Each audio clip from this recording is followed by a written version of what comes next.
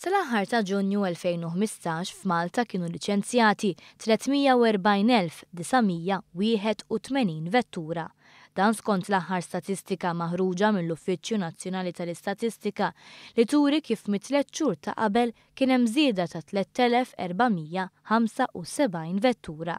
Iż-żieda fil-karozzi reġistrati hija iktar evidenti meta wieħed iqabbel din il-figura ma' dik tas-sena ta' qabel, meta l-ammont kien ta' 329,053, jiġifieri żieda ta' 11,928 vettura fi żmien sena.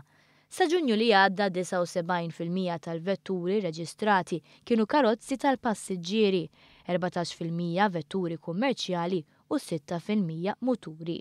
Min April sa Ġunju 2015 il-liċenzji għal vetturi ġodda tela għal 2,505, jiġifieri 46% tat-total.